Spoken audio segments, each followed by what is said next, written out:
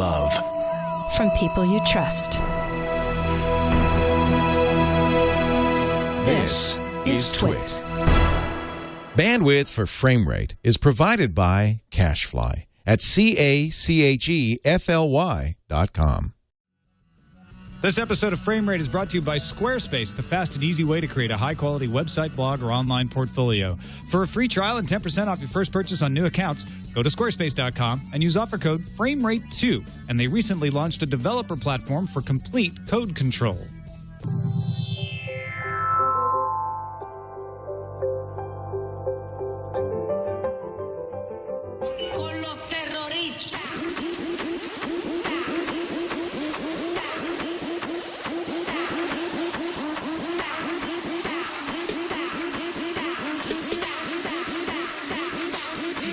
Harlem Shake.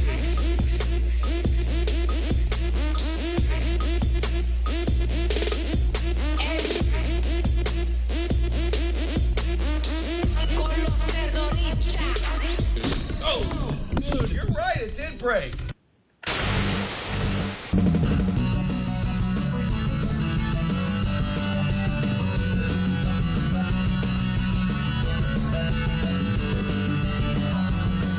It's Framerate.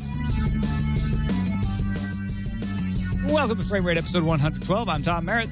Hey, I'm Brian Brushwood, and I don't know if you know this, Tom, but there's other shows on this fine network, the Twit Network, including my favorite, This Week in Tech, hosted by Leo Laporte. Remember him? I do. I remember him as the guy who signs my checks. And he also is the host of This Week in Tech, the longest-running show in history. In the world. We can verify that now, right? I may be off on that. Right, we can claim it, today, we don't have to verify. We could just claim it. Can we just claim it wildly? Yeah. We'll call it brand loyalty. Joining us today, we have Dana Brunetti, producer and president at Trigger Street Productions. It's been a while since we had you on the show, Dana. Thanks for coming back, man. Hey, my pleasure. We are all in Los Angeles, oddly enough, but all in separate locations, although Brian's right upstairs. Yeah, this is here. You hear this? Were you able to hear that down there? Yeah, I was. I love this. Let's keep doing this. Don't break it. I just moved in. Amazing. So, Dana, congratulations on the launch of House of Cards, man. Oh, thanks. Yeah, it was definitely a game changer, and I hope it's the way of things to come. Now, last time we had you on, how far into development was House of Cards last time we saw you? When was the last time I was on? November 2011. There you go. So about just over a year ago. Yeah, I was thinking for like Social Network or something. Well, the whole thing came together with me and with Kevin and my involvement, and it was already kind of moving forward with Fincher and Eric Roth and Bo Williman. But when we were shooting Social Network, Fincher approached me about it and asked me if I knew about the show and whether Kevin was a fan. And I started talking to Kevin about it, and it just kind of started working out that, you know, this might be a good program for Kevin to do. And a lot of people didn't think a star of his caliber would want to do television. And he liked it. And a lot of people, a lot of stars are really starting to gravitate to television simply because it's, rather than being condensed into a 2-hour beginning, middle, and end, they have a platform to really build a character and stretch it out for a while. So anyways, we got involved that way, and we started shooting March of last year, I think. Yeah. So I've got a ton of questions. I'm sure Tom does as well, about the development, about the choice, and the unusual way you guys are releasing. And I don't know how much of this you could talk about, because I'm sure you have internal figures and numbers. But how happy are you after launch at this point? Because I'm sure you guys are seeing some kind of initial returns. I'm sure you're watching the critical feedback, which I assume is all hugely positive, if anyone likes it as much as I do. Like, where are you guys at as far as the launch? Let's begin with the ending, in other words. Sure. Yeah, it's the critical feedback has been amazing, and really that's all that we're seeing specifically. Netflix keeps everything very internal, but we do know that they're extremely happy. And just having done this a few times with films, I can tell that this is one of the most successful things that we've done of all of our projects. But I know that everybody else is extremely happy who is seeing the data, but we're not going to see that for a while or know that for a while. But I definitely know it's a success. So, it's a different matter when you're streaming on Netflix, and I imagine it's sort of similar to the way shows are on HBO. You don't have to live and die by that rating, right? That's exactly right, and it's actually been kind of funny because like some other executives and even in the media are almost demanding that we release the numbers, and it's basically it's a new world. The numbers don't really matter. The only numbers that matter are to Netflix, in my opinion, is the bottom line of, are they happy with it, and did it bring them subscribers, and are the subscribers happy with it, and are they going to come back for more?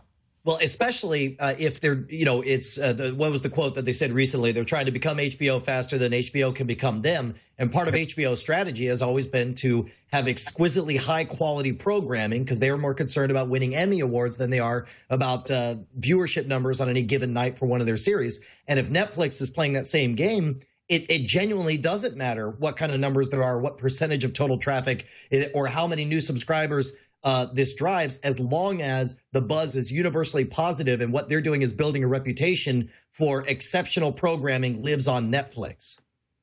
That's correct. And also HBO and Showtime and AMC and FX, all the others that are putting out the great original content now, are all parts of bigger conglomerates. So they have to operate, and they do operate a little bit differently. But if you look at Netflix and you look at what they're doing and how they started and what they're going to, American Movie Channel, AMC, FX, Showtime, HBO, they all started with movies as well, just like Netflix started with movies. And then they moved into the original content and then became known for their original content. And Netflix, we all use it. We all know how it is. It's this huge library of stuff that's sitting there. Some people may not think it's the best library, and it changes, and it's been gradually getting better. But unlike those networks, when they first started, their shows were destination and appointment viewing. This, you go to watch House of Cards, or you subscribe just for House of Cards. But then on top of that, you have seasons of Breaking Bad or Walking Dead or tons of movies or loads of other things that you can go and watch as you want to watch and when you want to watch. And as a lot of people get and say now, it's giving the people what they want, how they want it, and when they want it. And rather than just being on your television, you can have it on your computer screen, you can have it on your phone, you can have it on your iPad. You can watch it in a numerous variety of ways, and whenever you want to watch it. And it's always sitting there waiting for you for $8 a month. So there are two things that pop into my mind. One is that because of Netflix, at least in the United States, a 30-day free trial that they offer, for the first time you're able to have a major release like this where Netflix themselves is saying, go ahead, America, sign up, watch it for free, and we dare you to try to cancel the service, because you won't, because you'll discover how awesome it is. That alone is amazing, but specifically I wanted to ask you is, during the development, during the execution of all this, was it established from day one that this would definitely be a all released at once binge experience, or did you guys not know for sure whether or not this would be a periodic release week over week? We weren't really sure. I mean, we went into this with a lot of unknowns because we're the first original content for Netflix, and they've never done it. And it was kind of a question like, well, how would they release it? Because were they just going to put one up at a time every week? And then that quickly got into, well, we could release them all at once because we know we're shooting it like a movie, all 13 episodes. It's like a 13-hour movie. And then initially there was some talk about doing 3 or 4 episodes in chunks, because Netflix, when the viewers that watch that, like if you go and watch Breaking Bad, you're watching in 3 and 4 episodes at a time, or any type of series, a DVD of The Wire or whatever you're watching. Generally people, if they have the ability to do that, they'll do it in those blocks. So we thought about doing it that way initially. And then as we got closer to the release and we started seeing, the completed episodes, the suggestion was made, we could release all 13, and everybody on the team was agreeable to that, which in a traditional sense, if this was on another network, if that idea ever came up, you'd be laughed at, just like we're being laughed at by the traditional networks while we're doing it on Netflix. It just would have never happened anywhere else. So we were all pretty excited about it because we knew it was a game changer, but we also saw the logic in it. And what you're saying is, yeah, people could sign up for just for the month, take the first episode and then sign up for a month and then cancel, and maybe some people will. But like you've said, it's a bit of a hassle to do that, and then you start watching other things, and it's I guess not really a loss leader, but it's a way to get people in to see what else Netflix has to offer, and they're just going to start using it and getting used to it, and it becomes another channel for them. But was producing? Oh, sorry, go ahead. But you could do the same thing with HBO. Like if you were a fan of Sopranos, you could sign up for 2 months and then cancel. Or what you could do now with HBO Go, you could sign up for a month, watch everything after it's already aired, and then cancel and do the same thing just in reverse. So there's not a lot of difference when you really boil it down and think about it.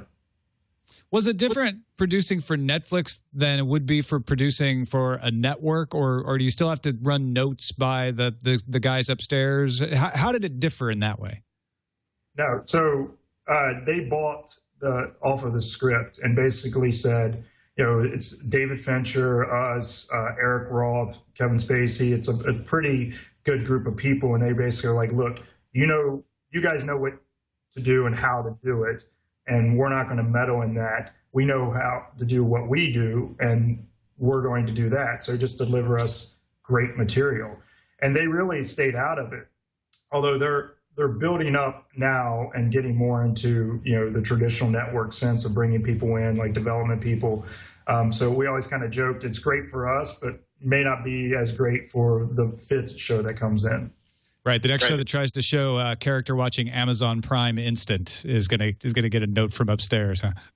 Well, and speaking of which, there have been some comments about the nature of products in this. Like, and if this is not anything that you guys could talk about, I mean, is there any kind of product placement negotiations that happen on this, or is this a case where you guys, used what you felt were like natural items for any particular scene?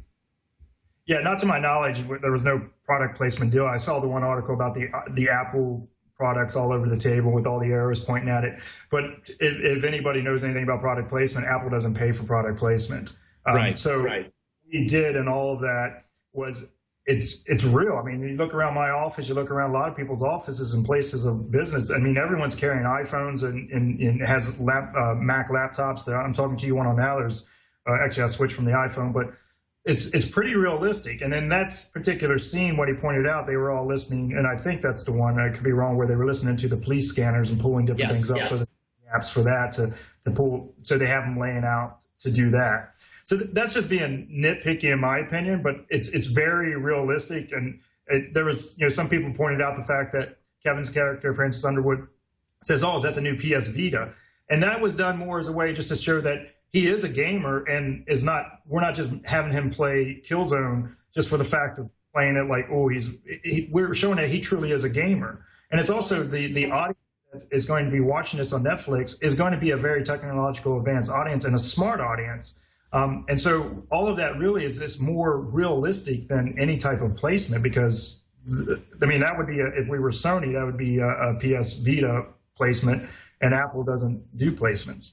Well, and I'm so glad to hear you say that, because that's almost exactly what we were conjecturing on this show last week or the week before, where if there was any motivation behind scenes like those, to me, it read as, I don't want to say pandering to the audience, but certainly catering to the interest of the audience. There are themes, for example, the dominance of new media versus old media, the demise of newspapers, the idea that late 50s congressmen could be interested in playing a first-person shooter. These are all things that massively appeal to the type of person who's going to watch a series that was created just for the Netflix experience. And personally, I dug it. And if it was pandering, thank you for pandering to me, is all I want to say.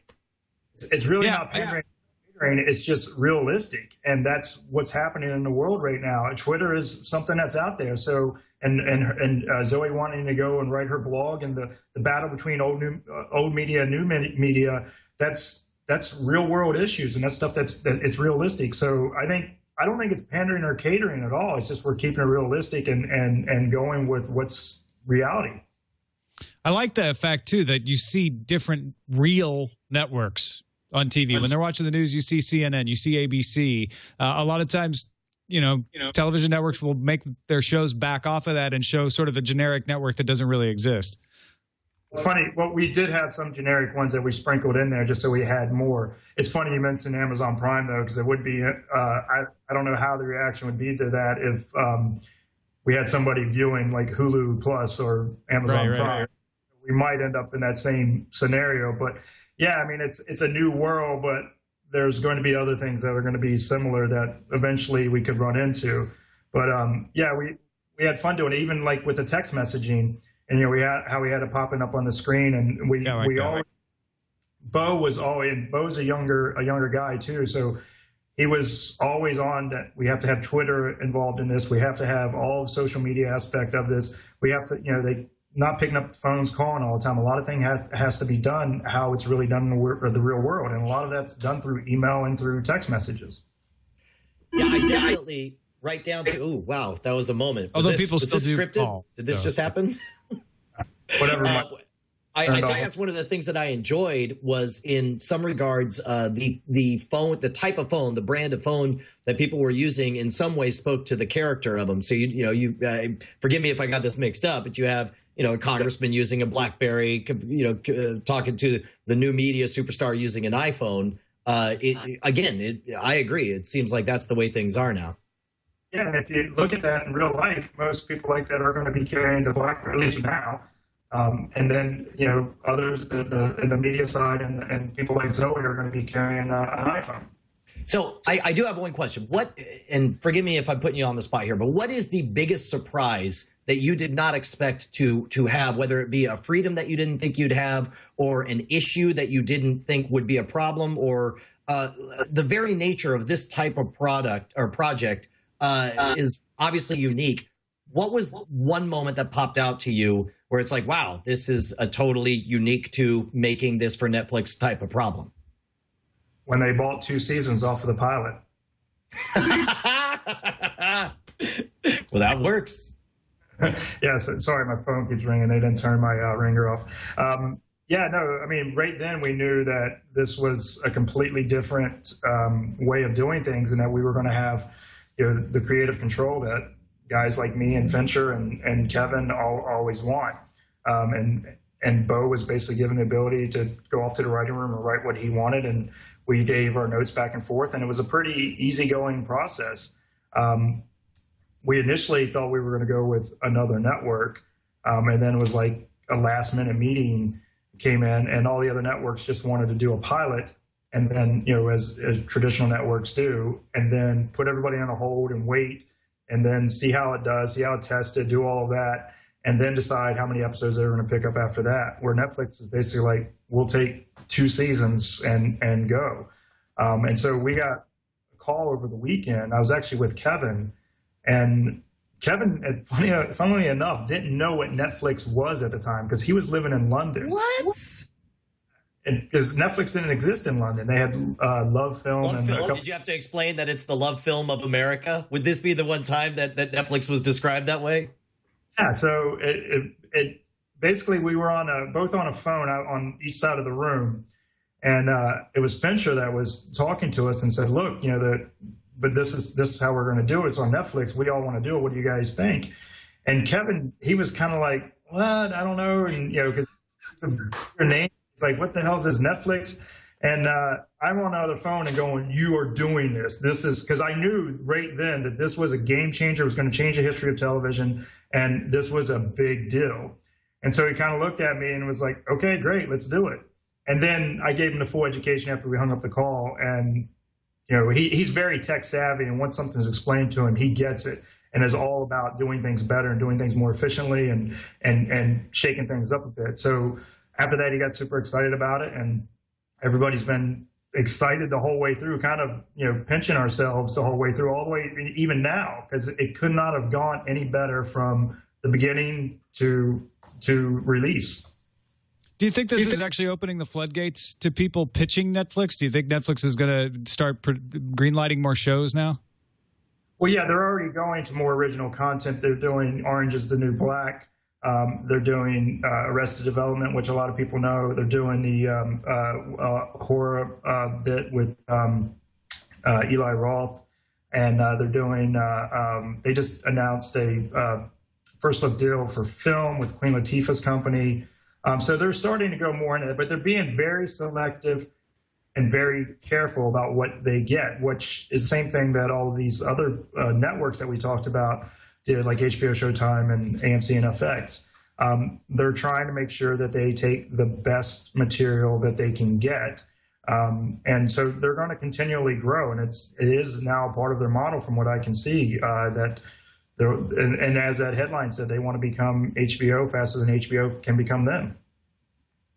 Well, congratulations, man. I mean, Tom and I couldn't be happier with what we've seen so far. I think we're both about halfway through the entire House of Cards experience, but it's so awesome to have a friend of the show doing so well.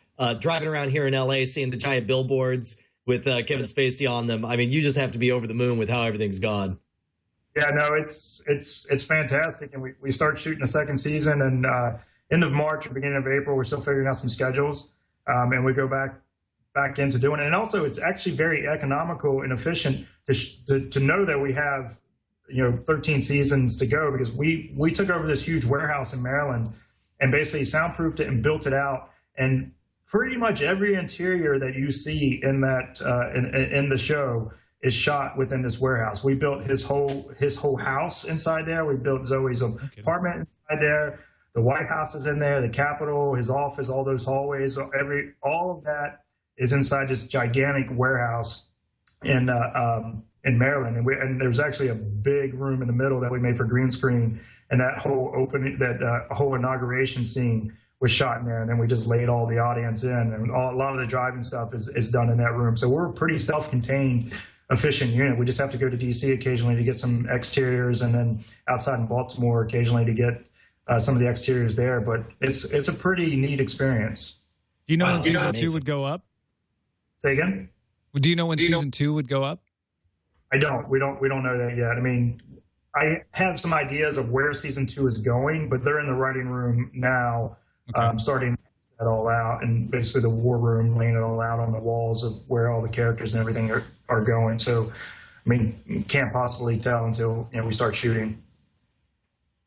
Excellent. Well, I add my congratulations too, on a great launch and an excellent series. I'm really enjoying it. Dana, you're a podcaster as well, as we all know. You don't mind hanging around talking some other frame rate stories with us, do you? Love to. All right, let's do it, man. Let's get into another big story. Stop everything. It's another big story. Jeffrey Katzenberg, CEO of DreamWorks, says that he thinks the future of movies will be charging by the inch. Not talking about film. We're talking about the inch size of the screen. He says that people will pay less to watch movies and TV shows on a mobile phone, and that will create higher consumption, especially in developing markets like India, where cell phones are widely used. What do you... hold on. You seem skeptical. Hold on. Explain that half smirk you got right now. What's going on here? What do you think? Well, I am always skeptical of business models that try to fake something. And paying by the inch, it's one of those things where at first you're like, oh, well, yeah, of course, if I'm watching a smaller movie and I get to pay less for it, that's great. Maybe with streaming that would work because it just detects what device you're on. But usually streaming plans are all you can eat. Like I pay by the month. When I download a file, what we're all pushing for is once I buy the movie, I own the movie. And if all of a sudden it's like, well, you bought the file for this movie, but you only bought the rights to watch it on a small screen because you paid 79 cents, that's where it starts to fall apart for me. So I remember speaking of our sister program, This Week in Tech, I remember hearing an old argument about charging by the bit for internet access because it's an artificial, metric. And I remember John C. Dvorak saying, well, you got to charge by something. And the idea that you have to have some kind of surrogate for the user experience, whether or not it's perfect or not, kind of stuck with me. And in this case, charging by the inch, I think is an acceptable substitute to mean the fidelity of experience when you're looking. You're talking about charging by resolution. Sure, right. Charging by the inch, that's different than resolution. Okay, well let's say that they clarify. Let's say somebody comes up with a new standard and it's called the the Brian and Tom standard, and the way it works is whatever device you're on, it looks great. At the resolution scales to the size of device. Obviously, what you need for a 4K display is not what you need for a 3-inch display to get a roughly equivalent experience. And so then, you scale. Yeah, it makes sense to charge less for the 3-inch experience or the 320 by 280 experience, or we'll say, versus the 4K experience. Anything that encourages, if this is the psychological backdoor that allows big studios to pretend like they always intended to start dropping the prices of their movies, then I'm okay with it. Whatever drives down the cost for even one type of the experience, I feel like will only grow the audience. It'll only encourage more people to watch. It will seduce markets that right now are turning entirely to piracy. And if they can be offered something so cheap that that it's easier, if we can give, like here in America, it's Steam that's making an entire generation of former video game pirates into video game payers. If we can bring that to them by offering a cheaper price for cell phone sized movies, then that's okay by me. I'm 100% behind it. Yeah, no, I agree with you. If it's cheaper for lower resolution, that's fine. Although cell phones are capable of doing high def video. So I'm not sure how it's going to go over with people. I'm interested what Dana thinks. Well, it's not going to work because resolution is that's one thing. There's you pay a difference for SD or HD now when you're on iTunes or some of the other services. So you might pay a little bit more for HD. But where everything is going, I think, is your iPhone to sling it to your television. So what happens then? If you're buying something for your iPhone, that's 79 cents that you are going to sling to your television. I can see the paying less for SD as opposed to HD, and I think Brian's onto something. And where I think it's ultimately going to go, I think the audience should determine the price of things the same way as the audience determines the price of a DVD in a DVD bin. There's a lot of movies that end up in a DVD bin, and that's how things should be. Things should just be put on sale, and you can buy this movie for 99 cents and own it. And then maybe a few weeks later, another service has it, and it's $9.99. You just happen to get it at this other place for 99 cents. And I think that's all got to start to level out. But doing it by the inch, it's just silly. Yeah, I don't think you can auto detect for screen size and build a deal on that. But I think Brian's onto something with. Maybe not just standard def versus high def, but like, all right, you don't want to pay as much, we'll give you a discount if you're getting a lower quality copy. Just a DVD is cheaper than a Blu-ray now. Yeah, that's cool. And if the purpose is to truly get people who are going to actually watch it on their cell phone, then they're concerned about two things. They're like, how do I use the least amount of bandwidth so that I can download it as fast as possible? And how do I pay the least amount of money? And offering a special version that is sub-standard def quality. The idea, because right now, if I pitched like, hey, I have an idea that'll save Hollywood, we're going to offer a lower than standard def quality of movie, nobody's going to buy that. But if what I say is, it's a special new thing, we're going to charge by the inch, where there's a special version just for cell phones that's only, 49 cents per copy or whatever. Then you create a new category and you set a new set of rules that I feel like opens up a new market that is completely unserved right now. Yeah, I don't even think you have to do a lot of marketing there. Just say, like, this copy's 49 cents at 79, at the right price. And everybody's like, I don't even care what it looks like. Sure. Maybe. I'm in. Let's take a quick break and thank our sponsor for today's show, Squarespace. Fast and easy way to create a high-quality website, blog, online portfolio. You're putting together a project out there, and you're thinking, I know exactly what I want to say. I know the pictures I want to show, but I am not a designer. I'm not a web coder. I don't know anything about creating HTML. I don't know about network reliability. It's giving you a headache. Go check out squarespace.com. They give you the best mobile experience. They make it fast and easy to use. It's 100% drag and drop functionality. They integrate social media. It's exceptionally well designed, and they integrate all those things that could give you a headache: domains, design, development, hosting, customer support, all in one place, unified service, making it faster and easier than ever to create a high-quality website, blog, or online portfolio. But you don't have to take our word for it. Go try it out. You can get a free trial. You don't have to give them a credit card or nothing. Upload one of those images, see how they take it, turn it into 7 different sizes so it looks right on every device. See those mobile responsive designs, see how easy it is to build a page. And then if you do decide to keep it, we think you might want to because it's pretty amazing. No credit card needed to try it, but if you decide to keep it, use the offer code FRAMERATE2 and get 10% off your first purchase on new accounts. That's squarespace.com. Use that offer code FRAMERATE2, everything you need to create an exceptional website. And we thank Squarespace for their support of FrameRate. Now it's time for the things that bring us the things we like to watch, the Slipstream. Wait, did you just say the wrong intro for the wrong segment? Is that what just happened?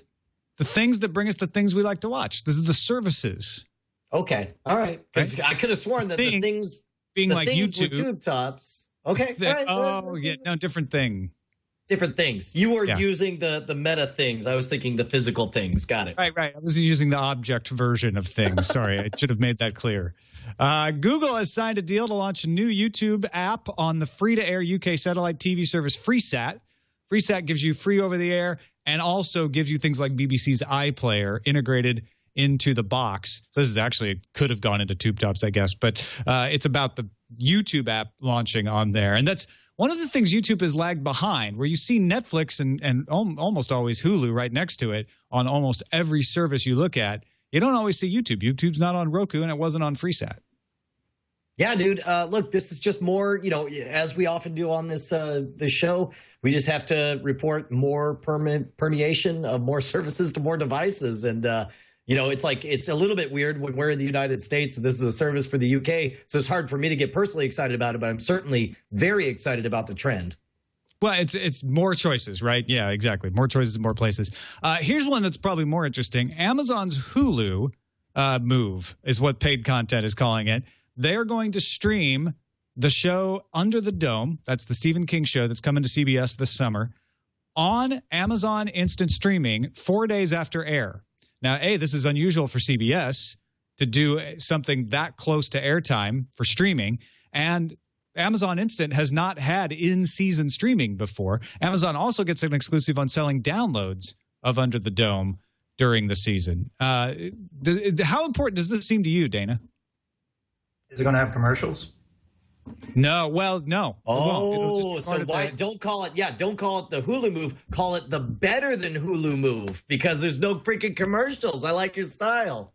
Yeah, I mean, it shows where they're going. There's a 4-day lag from when you watch it on television to here, but at least it's there. I am curious though whether or not it'll have commercials in it though. Because that's one thing that drives me crazy about Hulu Plus that I pay for, but I still have to go through commercials. Excuse me. And again, it's going to come down to the quality of the show of whether or not it's even worth talking about. Yeah, now, Amazon Instant has never put commercials in anything, so I would not expect it to be an exception in this case. I didn't think about that aspect of things, Tom, because we've talked about, in many ways, Dana, what we're watching is the monopoly game of new media happening. And you got, we'll say 4 major players, and essentially they're landing on the properties and they're buying them up as fast as they can. Sometimes you get a monopoly where you own all the episodes of a thing. For example, Netflix has bought all of House of Cards, and they're building the hotels all over it. And as a consumer, and I'm normally everything free market for everything, but I cannot wait for everyone to hurry up and buy all the properties so that I would rather pay $10 to 4 services and get all the content than this grind that we're in right now, where it's this spotty. Sometimes things are available here, sometimes not there, and so my question to you, what you have implied, and this is what I like, is that it could be that once all the properties are bought in this game, it could be that the mere fact that that Amazon Prime is outperforming Hulu with in-season episodes minus the ads, all of a sudden Hulu ends up looking like the odd man out with this antiquated, wait, I'm paying you and I get ads thing. Once that happens, once all the properties are bought, is there a place, can Hulu even survive still showing us ads? It will come down to content though, but I'm already there when I pay for a service like Hulu and I have to wait for ads. It's like, why am I paying for this, but I have ads and I could just DVR these shows. So my personal opinion on all of this is it's going to come down, just like networks with how they survive now. And their ad revenue depends on the quality of the shows, and the quality of the shows determines how many people that come to view it. It's a circle. With like Netflix and Amazon, they rely on the subscribers, same as like HBO and others. They rely on the subscribers. So the subscribers are only going to come based on their viewing experience, and the viewing experience is going to be the quality of the show. And if you're throwing ads in on top of making them pay for it, I think that's going to degrade the quality or the viewing experience. Certainly. All right, we've got the BBC experimenting as well. Their iPlayer is now going to be premiering shows before they hit television. So forget this 4-day waiting period after it airs. BBC is going to take 40 hours of programming over the next year and put it online before it reaches TV screens. Now, they haven't talked about what shows or how many episodes of shows, but with the way series work in the BBC, that could cover several seasons, as we call them, of different shows. Do you think this is a vote of confidence for the digital experience as being superior to the broadcast experience? Or is this, I mean, I feel weird even saying this, but is this some kind of insulting, like, sure, give it away free digitally before? Nobody cares about that anyway. People watch television on television. I think it's a way to get people talking about online and basically a bit of advertising. So it makes a lot more people aware of it. So for the appointment viewing, when it is on television, it's already out there in the Twitterverse and on Facebook, and people have already built up a buzz about it. And then so when they see it on television, as they're kind of flipping through or they're setting their DVRs, and where it's going to have an impact on their viewership. I think it's more of a marketing thing than anything. The Telegraph is speculating that the BBC is actually trying to juice viewership on the iPlayer, because they say about only 2% of the viewership watches shows online. So it may be, and the BBC has a different model, right? They make their money off of service fees. So it may be that they're trying to actually push people online, which is different than what most of the broadcast commercial networks are trying to do. Well, if you remember when HBO Go launched, they did it with Game of Thrones, where you could watch at the end of the 1 week's episode, the week that they launched HBO Go, you could watch the following week or the next week of Game of Thrones, but only on HBO Go. So it got everybody to download HBO Go to watch next week's epised of Game of Thrones.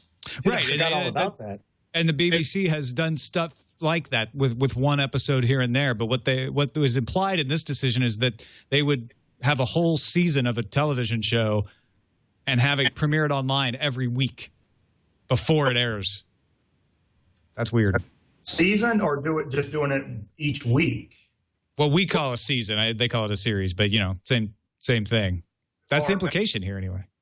Is every episode going to be available at once, like what we did with No, I would imagine not. But I don't know. We'll see. Maybe they'll take a cue from you. Maybe they'll steal your thunder. How does it feel now to be a pioneer, sir? Hey, I love that, because it would definitely show that the tides are shifting.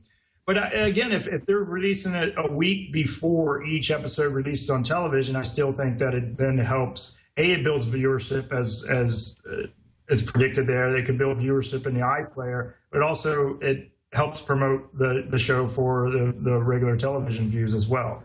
Yeah, no, I think you're right.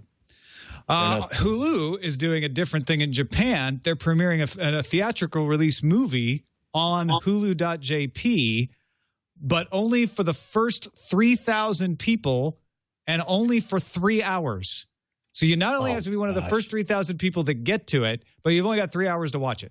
This is the worst idea I've ever heard in my entire life. It's like what is great about the digital experience is that you have the ability to watch content on your terms. And if there's one thing we've seen through DRM discussions is that people are not fond of artificial scarcity in the digital marketplace. So to make a giant PR event of a limited release, this thing's going to be on BitTorrent within 20 minutes of this happening, and it's going to be because they made it too restrictive too fast. I agree. Movies. I would like to know the thinking behind that, because it doesn't make any sense to me at all. The movie's called Suga no Isu, and it seems like the idea is to promote people going to the theater, like build up a bunch of buzz and attention. We'll see how well it works for them.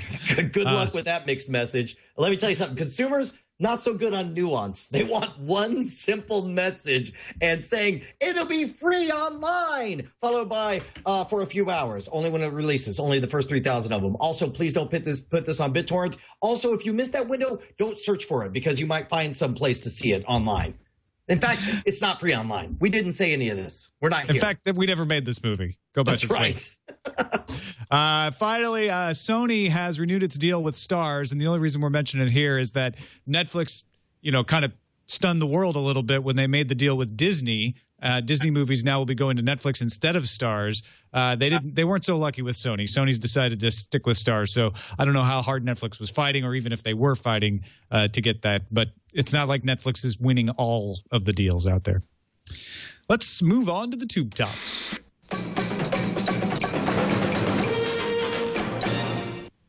Tube Tops is all about the devices type things that we use to watch the other things. The physical things as opposed to the virtual services networks. There's an FCC filing for a Roku 4200X that popped up.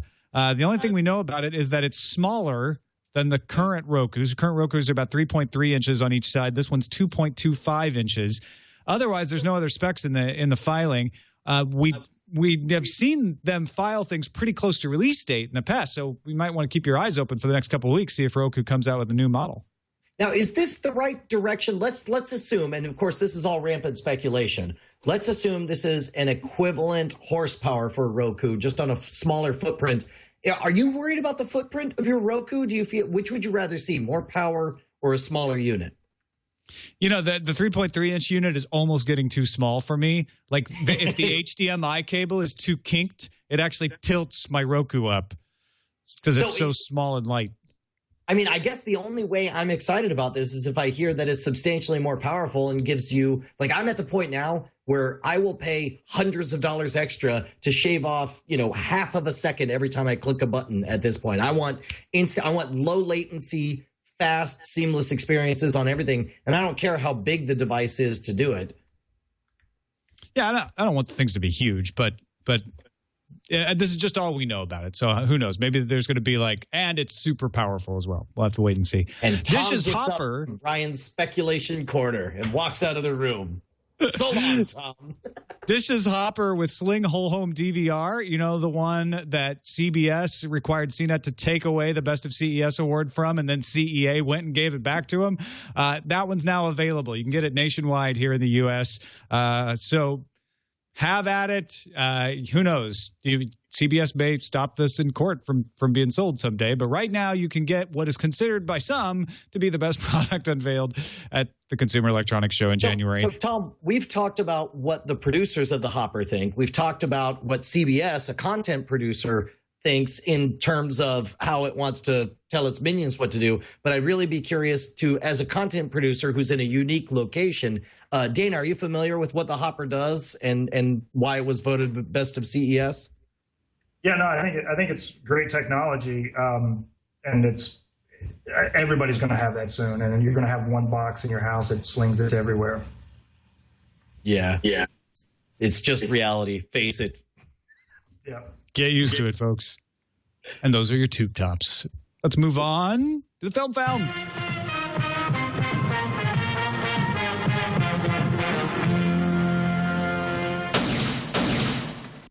The Pirate Bay Away from Keyboard, or TPB AFK, is a free documentary available in many places on YouTube, among others. And who tipped us off to this, Brian?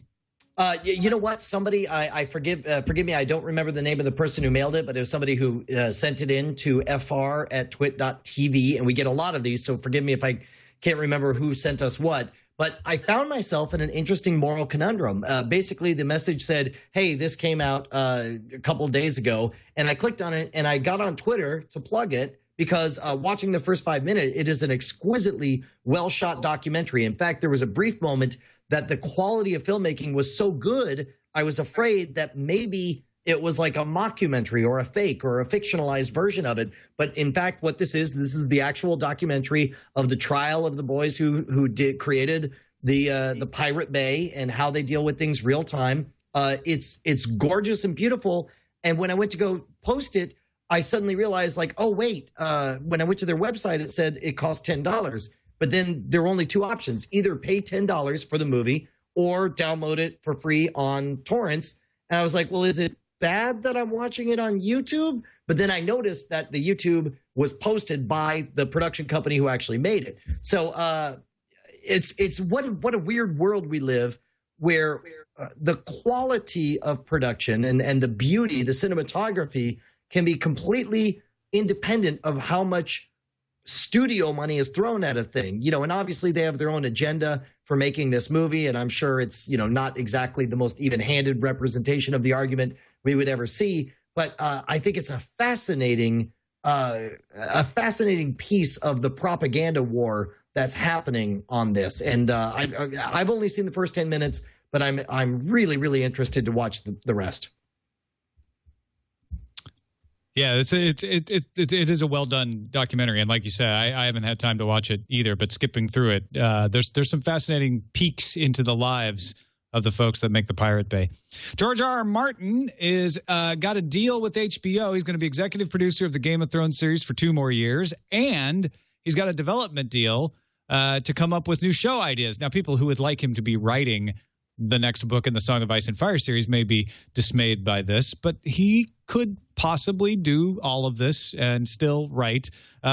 He's discussing Dunk and Egg, which is a spin-off series within the Song of Ice and Fire universe.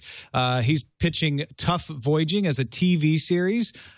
He even says that Wild Cards is being worked on as a movie collaboration between Sci-Fi and Universal, with Melissa Snodgrass having just delivered her first draft of the script, and that he has confirmed a movie version of Fever Dream is in the works. So if you like more George R.R. Martin, you may not get the book you want right away, but you're going to have a lot of George R.R. Martin-inspired stuff to watch, sounds like. I'm kind of over George R.R. Martin being the only hand that can touch Game of Thrones. Like, now that I've seen his vision of Westeros and that world exquisitely represented in another medium, like, if he died tomorrow, and of course that's everybody's crudely worst spoken nightmare. fear. Yeah. Yes. I don't know that we'd be screwed. I'm pretty sure, since the word is he's explained to certain people in the know how everything's supposed to be wrapped up, wouldn't it be great if, like, in one more book we could just sort of wrap everything up the way that the creator intended, with maybe a few less passages about how good this food was and how the smoked crackling pig was awesome, and then this child got raped? I mean, it's like, I wouldn't mind. I'm no longer afraid of him not finishing it with his own hands. And instead, I'm actually into this. I think this is a good thing. I've read the first 2 Wild Cards books. Wild Cards was not written by George R.R. Martin, but it was produced by him. He wrote a few of the stories, but essentially it was all science fiction authors taking a very scientific, real-life approach to what would happen, almost like Watchmen, if in real life we had people with superpowers. And I enjoyed it immensely. I just want to see more of these flavors. And now that I've seen somebody besides George R.R. Martin handle that world so well, I'm less worried about him being the only one who can ever finish it. Schnago in the chat room wants to know why no Food Network deal. It was a cheap shot. Shame I know. on you. I actually wouldn't mind saying. Are you a fan of Game of Thrones, Dana? I love Game of Thrones. But I agree with what Brian's saying. And actually, the next story that you guys are going into, I feel the same way about that. Oh, yeah, Gabe Newell and J.J. Abrams on stage together delivering a keynote at the DICE Summit. That's a video gaming conference. Discussed a lot of the differences between storytelling in video games and movies, and then at the very end said, "Hey, let's work together." J.J. Abrams wants to do a video game, and Gabe Newell wants to turn Half-Life and Portal into movies. So, okay, was it explicitly said those properties as movies or that kind of thing? Because when I've read differing reports. Well, Newell said, "We're also interested in working with you guys on movies. We're going to see if we can make a Portal movie or a Half-Life movie." Oh, that would be dreadful. I would hate to see that. I would much rather see them develop something new. I mean, maybe a Half-Life movie. But I'll tell you this much. This surprised me that this was even news, because essentially what they were saying was J.J. Abrams and Gabe Newell like each other and want to do things together, which they've already done. When Portal 2 came out, it came with an interactive version of the trailer for Super 8. We showed it right here on Frame Rate. So it's like, without any specifics, without any announcements, there's kind of no news to this to me. I mean, not that I'm not excited. I'm thrilled to see those guys getting along and having their bromance, but I don't know. I didn't really see what of substance we saw come out of this. Really? Yeah, I did. Really? A little interactive trailer means that when J.J. Abrams and Gabe Newell get up on stage in front of hundreds of people and say, yes, I want to work on a movie with you. Yes, I want to work on a video. That's not news. Tom, I want to build a giant robot with you. Is that news? Is that news that you and I but who these have are worked people together who can already do in the the things past? they're saying. I don't see build a giant Google robot. News. I don't see no Brian Brushwood and Tom Merritt to build a giant robot together article coming out. Ain't it talk some sense into this man? See, he makes a good point, Tom. Killing me. It is all about hype and, making news out of stuff that's really not news. And look, I got, 30 projects on my board that will never come to fruition or make it to a screen. And JJ, he's now doing, he's doing Star Wars, he's doing Star Trek, which is just so weird to me, and then probably doing Star Trek 3. So he's got a lot going on. So I don't really think it's news just because of what Brian said. It's like they ran each other. I'm in parties all the time, and you'll see big director go to big star and say, we should work together. And they go, yeah, that's great. But when they do it on stage like that in front of people, it then becomes a bit of a story. But we'll see if something comes of it. It's not going to be anytime soon, though, because JJ's card's a little full. You're right. You're talking sense. I'll give you that. But I think the nerdgasm that happened in that room is probably the news story there. That blew it up was it was nerdgasm because you had those two together. But we'll see. All right, let's finish up with a trailer for a BBC America series, Orphan Black, featuring Tatiana Maslany in the lead role of an orphan whose life changes dramatically after witnessing the suicide of herself. So it's creepy enough right there, right? You're following along. You're like, wait a minute, didn't I see this series before? Somebody who looks like somebody takes over their life, et cetera, et cetera. But the twist is when you get to the end of this trailer, she realizes there are more of her out there. So what is the deal with that? I don't know. Does this sound interesting to you guys?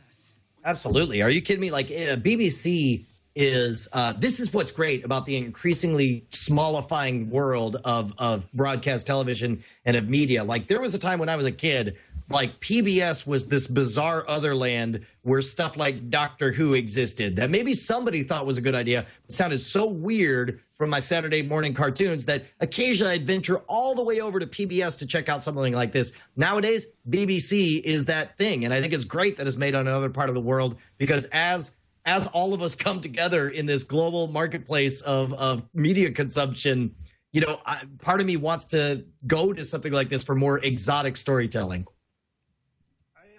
That was the first time I watched the trailer was today, and I didn't know anything about the show. But the girl looks sexy, the show looks cool. But where does it take place? Does it take place in Britain or does it take place here in America? Well, they've all got English accents, so I was assuming it's taking place in London. But if you look at the license plate on the car, that's not a British. Really? And when she says, well, maybe it's in New York then. Ooh, yeah, $75,000, not pounds. Mm-hmm. Nope. You're right. And that's the subway. That's not the underground. But everybody's British. So I didn't get it. Maybe it's Toronto? I don't know. Toronto, the home of all things mysterious and weird. All right, let's move on to what we're watching.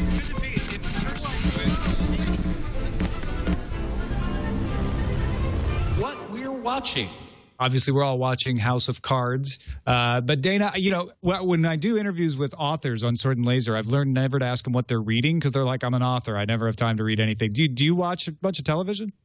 I love television. I watch more television than movies. So what are you watching these days? Well, Walking Dead, which started last night. But now I got to wait till next week to see the next episode. So old school. Right. What else? I love Shark Tank. That's a little secret pleasure of mine. But others that aren't on yet, Game of Thrones that we talked about, love that. And I'm not a medieval type of guy and didn't think I would get into it. Got sucked into it like crazy. Homeland, big fan of that. What else? It's hard you put me on the spot here. You guys go into one of yours and I'll jump in and agree. Have you watched Archer? No, I haven't. On Netflix? You got to catch up. I'm going to back up Tom on this one. It's like I used to like there's TiVo lovers, Apple fans, and Archer fans. Like the three most annoying advocates of like, you got to watch it. Like we have joined the Archer fan. Like I'm saying, you got to watch it. Sorry. Oh, another that I've been watching a lot is, and it's actually on Hulu Plus, the new the season 8 or whatever it is Peep Show. Oh yeah, I haven't watched that. I've heard that's great though. It's in season 8. It's on. I think it's season 8. Yeah. Holy cow! Third episode. I think you can go to the season 1 on Hulu, or actually on Netflix. I think they have the full seasons, just not the new season. Right. And Brian, you've just been doing a marathon, huh? Dude, okay, I'm not going to lie. Maybe about a year ago, you probably heard me talking up how good Cartoon Network's primetime shows were with Adventure Show and Adventure Time and Regular Show. Sorry, I did it again. But I had watched maybe like 5 or 6 episodes of Regular Show, enough to know that I really dug it. But then, and enough to recommend it to my brother over the holiday break and show him an episode. Like, no, seriously, you'd love it. And then my brother starts calling me, just sounded like a weirdo who's like cracked out or something. And then finally I figured out that he's been watching all of them. He's watched all of them. And we sat down and watched a marathon of like 12 episodes. Like I liked Regular Show, but watching them all straight through, I'm like, this show was clearly written for a man in his late 30s. And I don't know why it's on Cartoon Network. It is so over the top, like references to like they got all these shortcuts for when they're killing someone, or when somebody's doing drugs, or when somebody's cracked out in a meth den, or when somebody's cursing or dying. I mean, it's I cannot understand why this show is on Cartoon Network, but I love it. Like I absolutely love it, and it's so clearly made for me. If you are a male above age 30, watch Regular Show on Cartoon Network. Just watch the first 3 episodes when they come out on Netflix in a month or so. It's called Regular Show. It's amazing. And you can't get it streaming yet?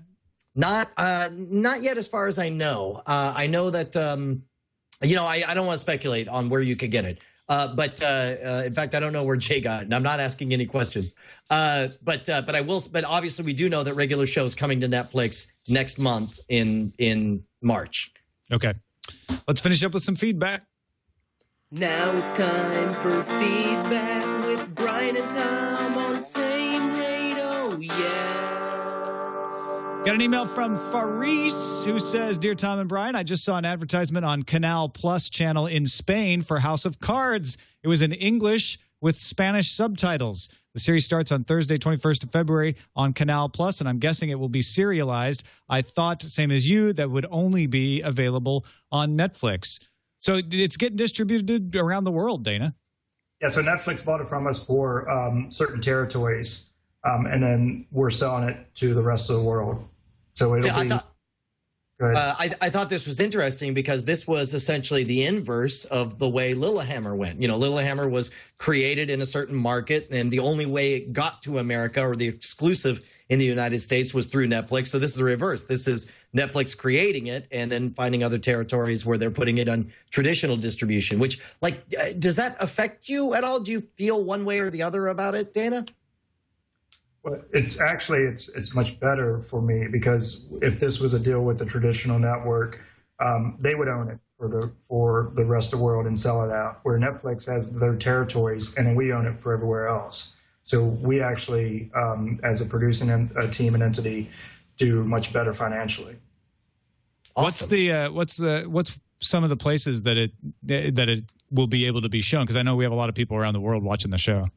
It'll be sold to the rest of the world, every territory we can sell it in. So just look for it soon. It'll be coming to your town. One would hope. And finally, Charles from Pittsburgh says, I wanted to recommend you check out Chosen. It's CH:OS:EN on Crackle. It's a Crackle exclusive starring Milo Ventimiglia, and it actually has some value to it, he says. That's a rousing speech that you've given in support of it. Think booth at the end from the view of the task taker. Also, that's interesting. Also, check out Twonky on PC and iPhone, iPad, allowing you to beam your TV shows from YouTube, VO, Comedy Central, and others. Even cut and paste URLs does require the Twonky app to be installed on your device, such as Roku. And it's a cool tip. Thanks, man. Appreciate that. Well, that is it for this episode of Frame Rate. Dana Brunetti, thank you, sir. Always good to have you on the show. Anything you want to let folks know about, where to follow you, what you're doing online, any URLs you want to throw out there? They can always get me on Twitter at Dana Brunetti. And aspiring filmmakers and screenwriters, TriggerStreet.com is still up. It's actually labs.TriggerStreet.com if you want to put your screenplay or short film up. And then that's it. Check out House of Cards. And the next film that'll be out will probably be in October, which I did with Tom Hanks that Paul Greengrass directed. Right on. Congratulations again on the launch, Dana. I think what you're being a part of is truly important. And 20 years from now, I look forward to being able to talk about this experience of getting to share the launch with you. Thank you so much for joining us. Thanks for having me, guys. Appreciate it. You can find us on the web, twit.tv/FR. You can always email us, framerate@twit.tv. And we are live.twit.tv every Monday at 3:30 Pacific, 6:30 Eastern. We'll see you next time.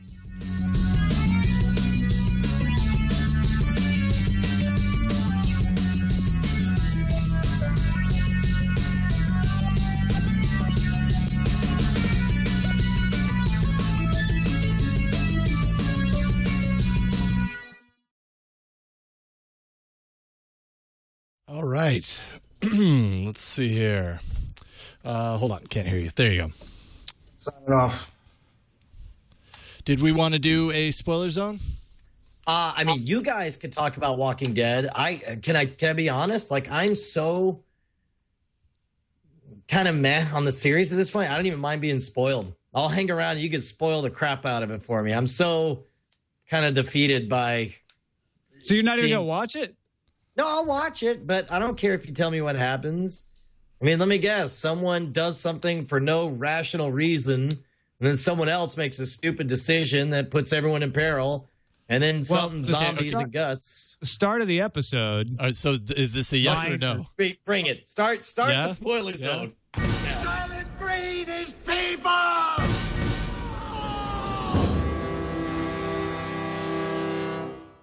Start of the episode is the end of the last episode of last season. Merle and Daryl being forced to fight each other. You don't want, I mean, just that's like watching Kirk and Picard. You know what? I haven't seen it. Let me guess. Both survive. Am I right? I didn't even put it in an envelope.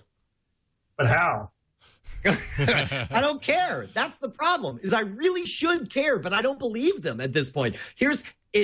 Walking Dead is falling into the Heroes trap. Heroes season 1 was a lot of fun because everything felt like there was stakes. But by season 2, it was clear that everybody was made of rubber, and no matter what happened to someone, they'd be back next week. And while they have killed characters off before, I don't believe them. They're not going to kill Merle. They're not going to kill Daryl. They have a lot of new characters, though, this season, so I think they're amping up to kill some of the others off. Maybe.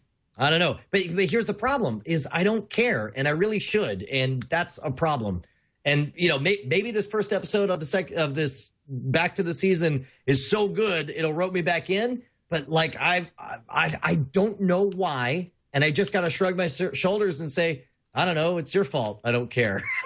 Which is a terrible thing to do as a viewer, but as somebody who loved the comics, I'm just falling out of love with the TV show, and I hate that. I liked this episode until the very end. At the very end, there's another bit of Rick losing his marbles, and I just don't buy it. I don't know why. It just doesn't ring true to me. That was awful. And even how they had them react to it and how they cut it, I didn't like that at all. And it was just that whole hallucination of him going crazy.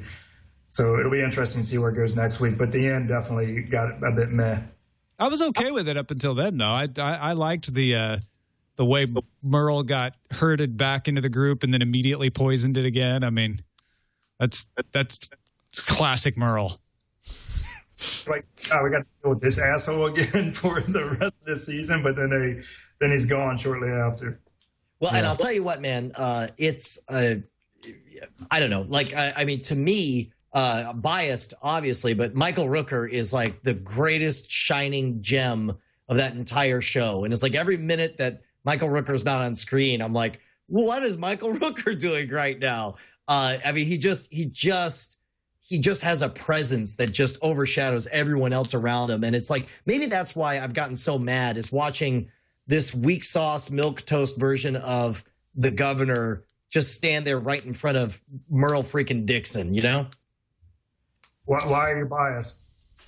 What's that? You said you're biased about him.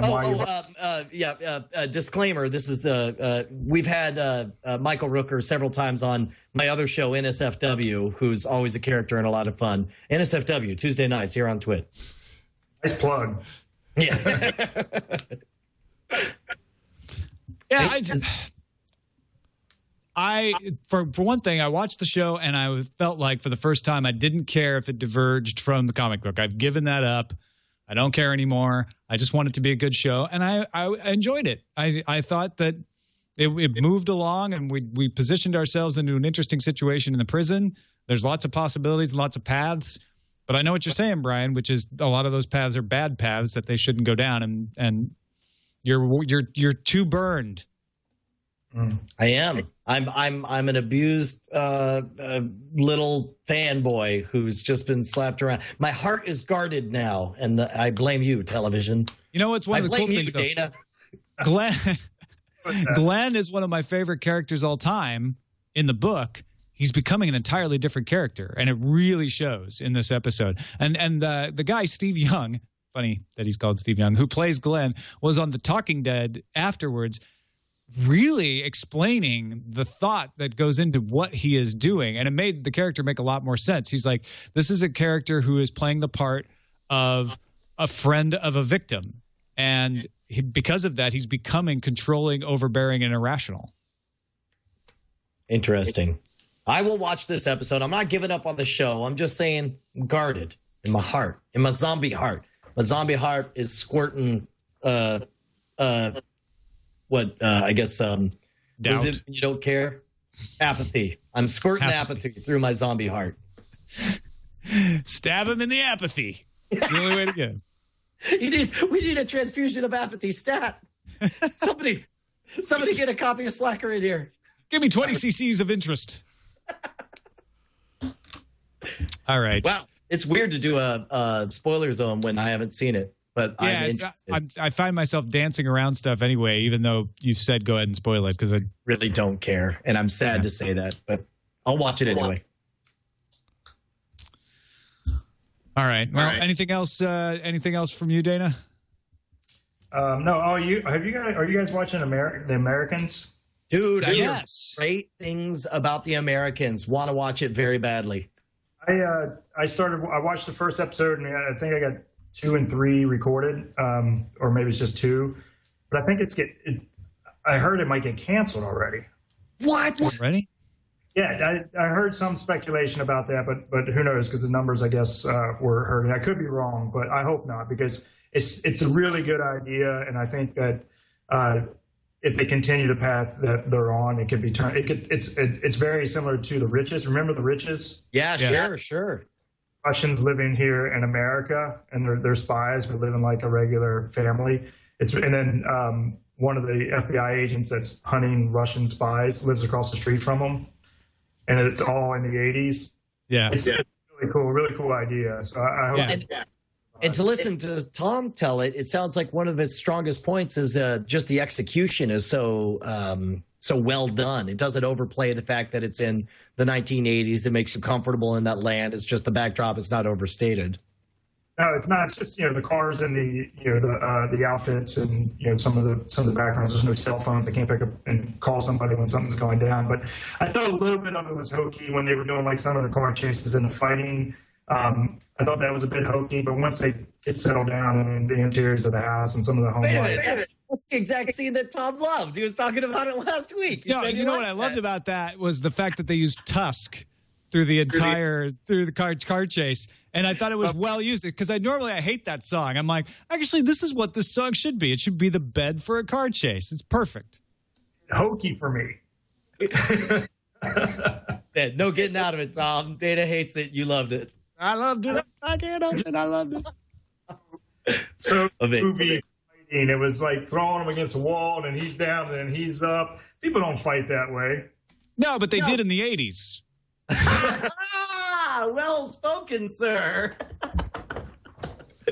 All right, let's wrap this thing up, man. This is a great time. Thank you so much, Dana. It was awesome. Yeah, thanks again, Dana. Guys, I'll talk to you later. Right, dude, how great is it that Dana is like so cool and really seem to hang it with us and stuff? That's pretty awesome. Nice to have somebody who's in a position to comment on the news because he's part of it, but also is just a really good guest host. Well, and I dug that he was able to directly address the product placement allegations on there, and be straight up, because I felt, he's a friend of the show, so I didn't want to sideline him with journalist question, but I felt like he would be able to hit it directly, which he did. Yeah, Amazing. I agree.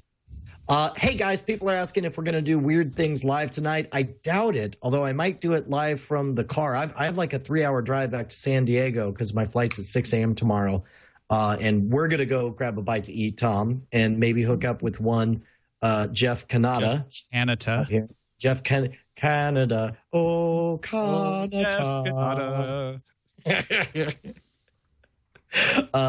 Your insights for science fiction.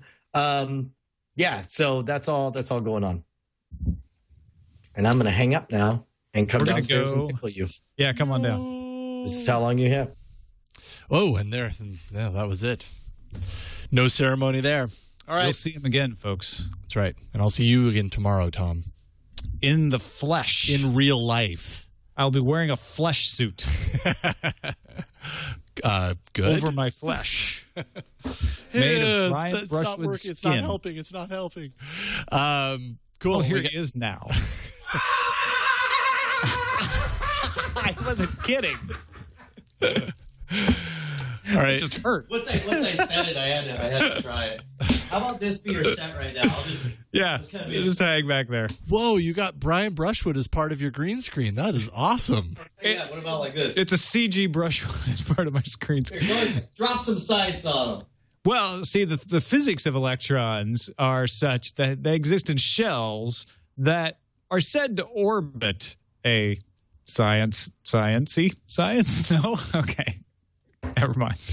I like that. I can be confident in what I'm saying is working. I want one of these. Just be like, okay, is this part good? Is this funny? Oh no, that's not okay. Veer away.